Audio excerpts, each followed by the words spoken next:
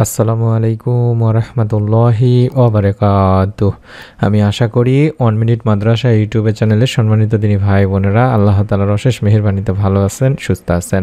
আজ আলোচনা করব পবিত্র সোমবার দিনে কিংবা রাতে যখনই সময় পাবেন তখনই কষ্ট করে 2 রাকাত নফল নামাজ আদায় করবেন। তারপরে সিজদায় মাথা রেখে নিয়ম মেনে 4 শব্দের একটি ছোট্ট দোয়া শিখিয়ে দিচ্ছি। এই দোয়াটি কষ্ট করে 3 বার পড়বেন এবং আল্লাহ তাআলার কাছে গায়েবী রিজিক চাইবেন, গায়েবী ধন সম্পদ চাইবেন। আল্লাহ রাব্বুল আলামিন ইনশাআল্লাহ আপনাকে গায়েব থেকে হলেও সাহায্য করবেন। মনের মধ্যে বিশ্বাস নিয়ে আমলটি আপনারা করবেন, এই উদ্দেশ্যে বা নিয়ত ভিডিওটি সম্পূর্ণ দেখুন।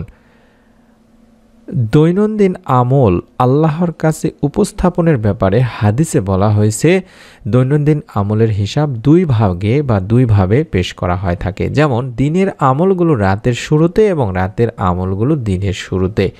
সাপ্তাহিক আমল পেশ করা হয় সোমবার ও বৃহস্পতিবারে। হাদিসে এসেছে এই 2 দিন আল্লাহ রাসূল সাল্লাল্লাহু আলাইহি সাল্লাম রোজা রাখতেন। আবু হুরায়রা রাদিয়াল্লাহু তাআলা আনহু বর্ণনা করেন, আল্লাহ রাসূল সাল্লাল্লাহু আলাইহি সাল্লাম বলেন, প্রতি সপ্তাহে সোমবার ও বৃহস্পতিবার আল্লাহ তাআলার কাছে বান্দার আমল পেশ করা হয়। তখন আল্লাহ তাআলা তার মুমিন বান্দাদের ক্ষমা করে দেন, কিন্তু যে 2 ব্যক্তির পারস্পরিক হিংসা বিদ্বেষ আছে তাদের ক্ষমা করা হয় না। সহিহ মুসলিম এবং তিরমিজি শরীফের একটি হাদিস। হযরত মায়েশা রাদিয়াল্লাহু তাআলা আনহা বর্ণনা করেন, আল্লাহ রাসূল সাল্লাল্লাহু আলাইহি ওয়াসাল্লাম সোমবার ও বৃহস্পতিবার রোজার প্রতি অধিক গুরুত্বশীল ছিলেন। অর্থাৎ সোমবার এবং বৃহস্পতিবার দিনে আপনারা চাইলে রোজা রেখেও আমলটি করতে পারবেন।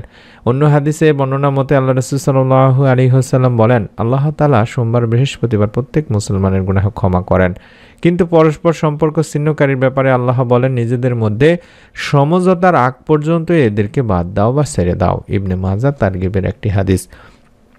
তাই চেষ্টা করব আমরা অবশ্যই সোমবার এবং বৃহস্পতিবার দিনে রোজা রেখে আমলটি করার। যখনই সময় পাবেন তখনই 2 রাকাত নামাজে দাঁড়িয়ে যাবেন এবং সিজদায় দোয়া করবেন, কারণ সিজদায় দোয়া কবুল হয়। নবী করিম সাল্লাল্লাহু আলাইহি ওয়াসাল্লামের হাদিস, বান্দা যখন সিজদারত থাকে তখন সে তার রবের সবচেয়ে নিকটবর্তী হয়। কাজেই তোমরা এই সময় বেশি বেশি দোয়া করবে। সহিহ মুসলিম শরীফের একটি হাদিসে বলা হয়েছে দিনী ভাই বোনেরা, তাই আমরা সিজদায় দোয়া করব। সিজদায় দোয়া করলে আল্লাহ তাআলা আমাদের দোয়া ইনশাআল্লাহ কবুল করবেন।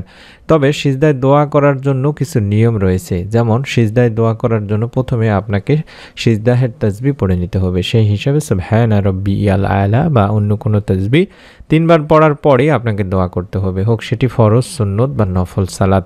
অর্থাৎ ফরজ সালাতের সিজদাতেও দোয়া করা বৈধ, তবে আলেমদের অনেকেই বলেছেন যে ফরজ নামাজের সিজদায় দোয়া না করা উত্তম, এটি নাজায়েজ নয়। তবে চেষ্টা করব আমরা নফল নামাজের সিজদায় দোয়া করার জন্য।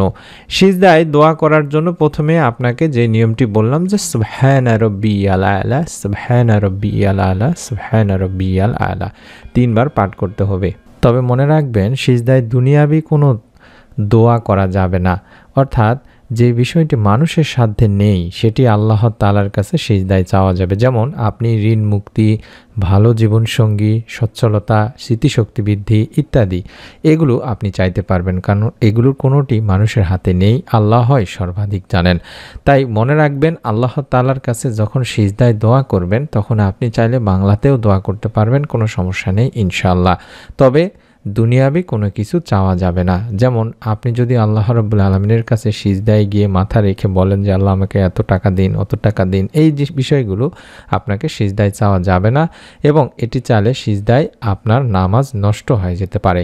তাই অনুরোধ করছি আপনারা সিজদায় আল্লাহ তাআলার কাছে আল্লাহ তাআলারই শেখানো, রাসূল সাল্লাল্লাহু আলাইহি সাল্লামের শেখানো পদ্ধতি অনুযায়ী দোয়া করবেন। আমরা সিজদায় মাথা রেখে যে নিয়মটির কথা বললাম, প্রথমে সিজদাহের তাসবিহ, আবারও বলছি সুবহানা রাব্বিয়াল আলা, সুবহানা রাব্বিয়াল আলা, সুবহানা রাব্বিয়াল আলা 3 বার পাঠ করার পরে আমরা একটি ছোট্ট দোয়া পাঠ করব। যেই দোয়া পাঠ করলে আল্লাহর নবী, প্রিয় নবী, বিশ্বনবী সাল্লাল্লাহু আলাইহি ওয়াসাল্লাম বলেছেন যে এটির মাধ্যমে বান্দাকে রিজিকে বরকত দেওয়া হয়, অভাব অনটন দূর করে দেওয়া হয় এবং বান্দা অভাব মুক্ত হয়ে যায়, রিজিকে বরকত আসে, গায়েব থেকে হলো আল্লাহ তাআলা তাকে রিজিক দিয়ে থাকেন।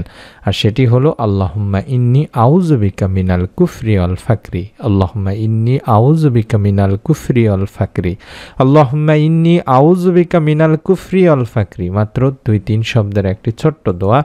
আপনারা সিজদাহের তাসবিহ সুবহানা রাব্বিয়াল আলা, সুবহানা রাব্বিয়াল আলা, সুবহানা রাব্বিয়াল আলা এভাবে সোমবার দিনে কিংবা রাতে যখনই সময় পাবেন 2 রাকাত নফল নামাজের সিজদাহের তাসবিহ পড়ে মাথা না উঠায় আবারও 3 বার পাঠ করবেন আল্লাহুম্মা ইন্নী আউযু বিকা মিনাল কুফরি ওয়াল ফাকরি, আল্লাহুম্মা ইন্নী আউযু বিকা মিনাল কুফরি ওয়াল ফাকরি, আল্লাহুম্মা ইন্নী আউযু বিকা মিনাল কুফরি ওয়াল ফাকরি। এর অর্থই হচ্ছে, হে আল্লাহ, আপনার নিকট কুফরি ও দরিদ্রতা হতে আশ্রয় চাচ্ছি।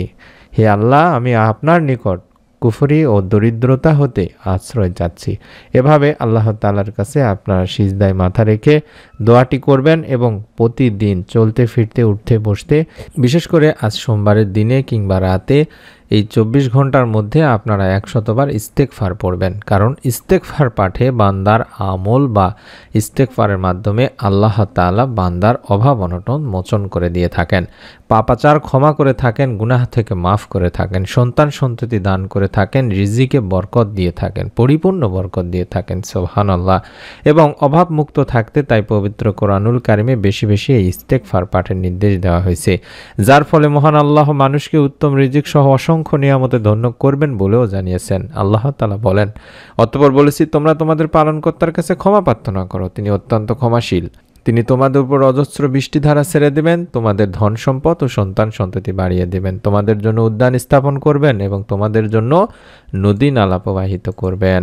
এভাবে আপনারা অবশ্যই আল্লাহ তাআলার কাছে বেশি বেশি ইস্তেগফারের মাধ্যমে রিজিকে বরকত চাইবেন। শুধুমাত্র আস্তাগফিরুল্লাহ, আস্তাগফিরুল্লাহ, আস্তাগফিরুল্লাহ এভাবে অন্তত, যেটি বললাম, দিনে অন্তত আপনি 100 বার এই ইস্তেগফারটি পড়ার চেষ্টা করবেন দিনী ভাই বোনেরা, এবং আল্লাহ তাআলার কাছে বেশি বেশি ক্ষমা চাইবেন, আল্লাহ তাআলার কাছে আপনার গুনাহের জন্য মাপ চাইবেন। ইস্তেগফারের মাধ্যমে যেটি বললাম যে আল্লাহ তাআলা আপনাকে গায়েব থেকে গায়েবী সাহায্য করবেন, গায়েবী রিজিক দান করবেন। ইবনে আব্বাস রাদিয়াল্লাহু তাআলা আনহু থেকে একটি হাদিস আছে যেখানে আল্লাহ রাসূল সাল্লাল্লাহু আলাইহি সাল্লাম বলেছেন, যে ব্যক্তি বেশি বেশি ইস্তেগফার করে আল্লাহ তাআলা তার সব সংকট থেকে উত্তরণের ব্যবস্থা করে দেন, তার সব পেরেশানি দূর করে দেন এবং তাকে এমন জায়গা থেকে রিজিক দান করেন যা সে কল্পনাও করতে পারে না। সুনানে আবু দাউদ শরীফের একটি হাদিস। তাই আমি আমার দিনী ভাই বোনদেরকে অনুরোধ করব, বেশি বেশি ইস্তেগফার পাঠপূর্বক সোমবারের দিনে কিংবা রাতে যখনই সময় পাবেন তখনই এই ছোট্ট দোয়াটি সিজদায় মাথা রেখে সিজদাহের তাসবিহ পড়ে অবশ্যই দোয়াটি 3 বার করে পড়বেন এবং নামাজ শেষ করে আল্লাহ তাআলার কাছে 2 হাত তুলে দোয়া করবেন, আল্লাহ তাআলার কাছে গায়েবী সাহায্য চাইবেন। ইনশাআল্লাহ আল্লাহ তাআলা আপনাকেও নিরাশ করবেন না। মনের মধ্যে শতভাগ বিশ্বাস নিয়ে আমলটি করতে হবে, তাই অনুরোধ করছি একটি নিয়ত করে ফেলুন, অন্তত ভিডিওটিতে লাইক দিয়ে কমেন্ট সেকশনে আমিন লেখার মাধ্যমে আপনার নিকট আত্মীয় স্বজন, কাছের মানুষজন যারা আছে তাদের সকলকে আমলটি করার জন্য বলুন, চাইলে ভিডিওটি শেয়ার করে দিতে পারেন সদকায়ে জারিয়ার সওয়াব পাওয়ার উদ্দেশ্যে। আপনাদের কাছে অনুরোধ করব, আমাদের নতুন আমলের প্রত্যেকটি ভিডিও যাতে আপনি আপনার মোবাইলে দেখতে পান, পেয়ে যান, তার জন্য চ্যানেলটি সাবস্ক্রাইব করে বেল বাটনটি অন করে রাখার। সকলে ভালো থাকুন, সুস্থ থাকুন। আসসালামু আলাইকুম ওয়া রাহমাতুল্লাহি ওয়া বারাকাতুহু।